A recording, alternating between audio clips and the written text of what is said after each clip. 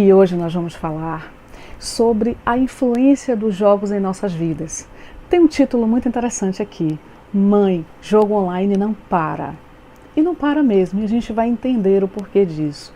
Mas também precisamos entender que não necessariamente os jogos podem viciar apenas os nossos filhos, as nossas crianças, mas os jogos, eles podem viciar qualquer um de nós.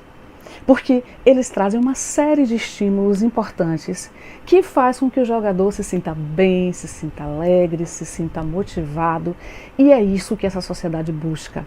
Eu não poderia deixar de começar esse vídeo trazendo alguns aspectos importantes da geração em que vivemos.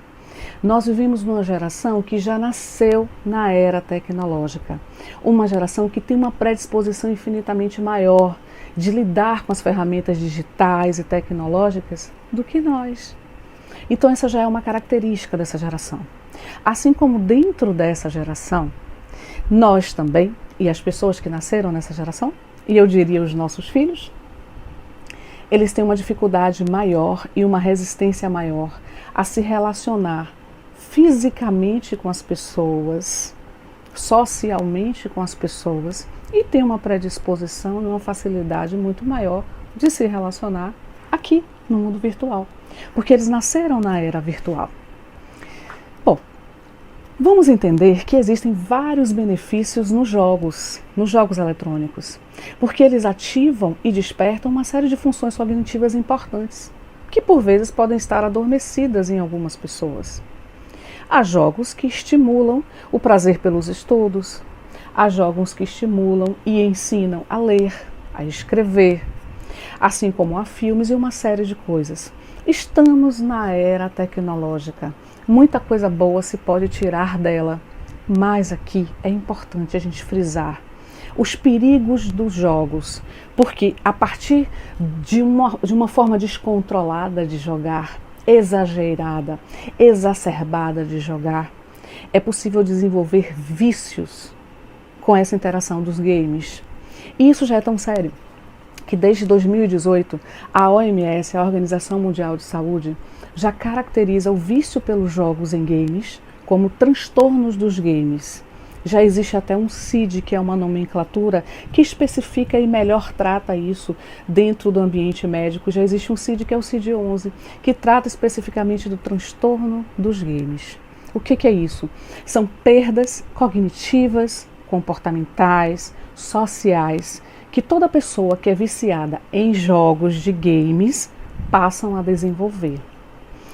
Falando em jogos de games, vamos falar aqui um pouquinho sobre os aspectos desses jogos, sobre as diferenciações desses jogos.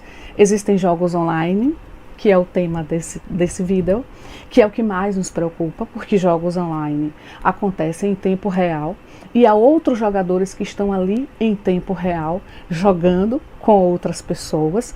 Ali não tem pausa. De fato, os jogadores ficam ali, ficam pilhados, ficam o tempo todo jogando, passando de uma etapa para outra e concorrendo e perdendo e ganhando. E quando eles estão nesse movimento, eles se perdem na postura corporal deles. Muitos relatam dor nas costas, dor na cabeça e no pescoço. As vistas podem doer. Eles esquecem, eles passam o horário de beber água, de ir ao banheiro, porque eles estão competindo em tempo real. E eles não querem parar os jogos para sair para a vida real e fazer as coisas normais que nós precisamos fazer. Isso é um jogo online. Os jogos offline, o jogador escolhe o momento em que ele vai jogar, ele tem lá um leque de jogos disponibilizados para ele, ele escolhe o melhor momento de jogar e joga sozinho. Ali fica mais fácil para ele interromper a qualquer momento para fazer as suas atividades do dia a dia. Existem os inespecíficos, porque eles gostam dos jogos online, que jogam com outras pessoas em tempo real, e gostam dos jogos offline, onde ele escolhe e joga sozinho. O fato é que todos esses jogos, eles causam uma série de estímulos que causam e podem causar vício, sim. O que acontece quando jogamos? Eu vou dar um exemplo prático. Se estivermos tristes ou deprimidos e comermos uma barra de chocolate, ou um pedaço consideravelmente de chocolate ou algo muito calórico, o que é que o nosso corpo faz? Ele reage. E a nossa mente diz assim, opa, ganhei energia, quero mais.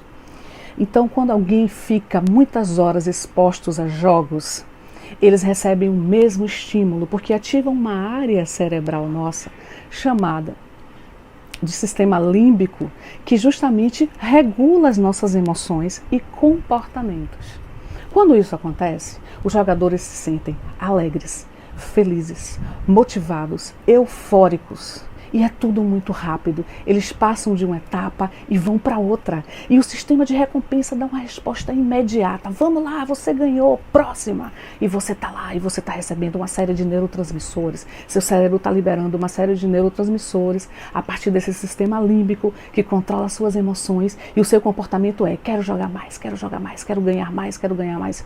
E ainda que esse jogador perca algumas etapas do jogo, e experimente uma rápida sensação de frustração por estar perdendo, por trás dela existe algo muito maior, que é o desejo de ganhar na próxima. Eu perdi aqui, mas eu quero mais. Eu quero jogar mais para ganhar.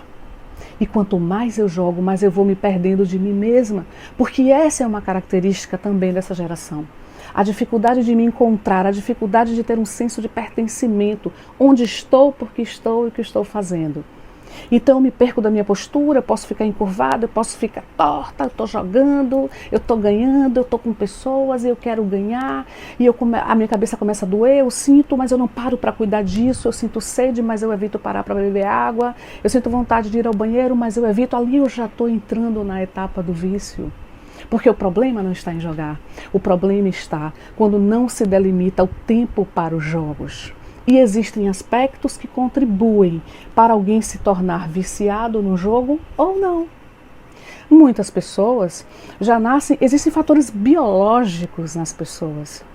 Alguns já têm uma predisposição, que a ciência chama de predisposição neuronal, que é algo que, de fato, uma vez que essa pessoa esteja exposta a qualquer substância viciante, não necessariamente jogos eletrônicos, a partir do momento em que alguém se expõe a isso, ela tem uma chance infinitamente maior de se tornar viciada do que outros que não têm essa predisposição neuronal. Esse é um fator chamado de biológico. Existem fatores psicológicos. Se o jogador já sofreu bullying,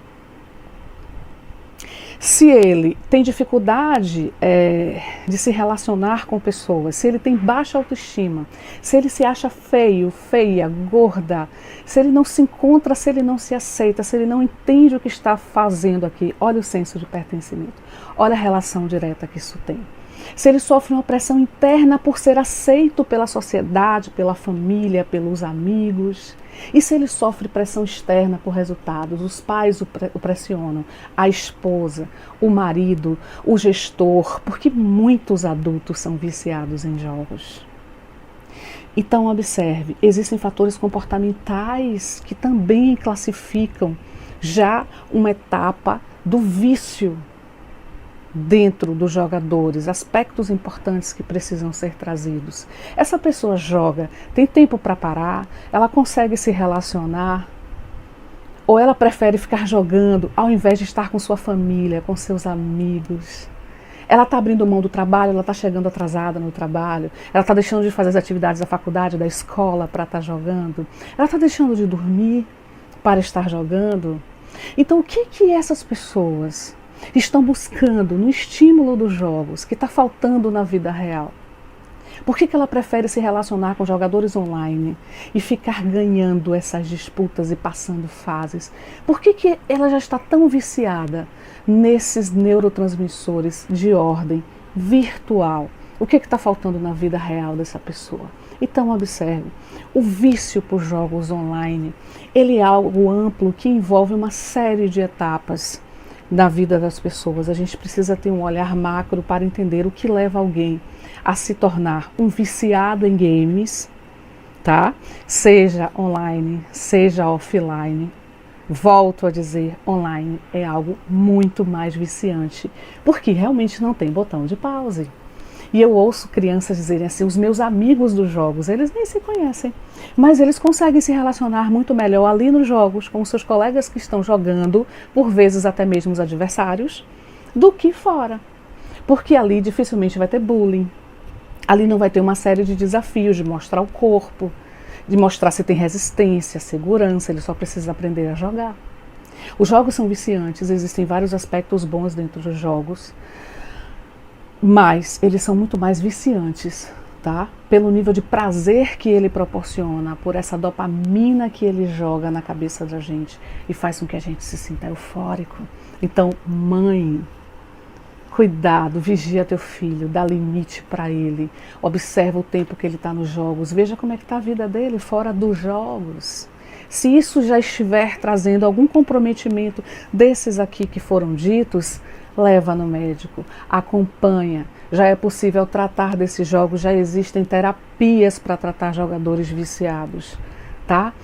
Muito obrigada pela oportunidade, eu espero de fato que essas orientações tenham sido válidas para todos e que possamos aproveitar o melhor dessa geração, o melhor do mundo virtual e, por que não dizer, o melhor dos jogos e dos games, sem vício, sem essa necessidade de ser controlado por eles, apenas aproveitando os melhores estímulos. É para isso que estamos aqui. Muito obrigada.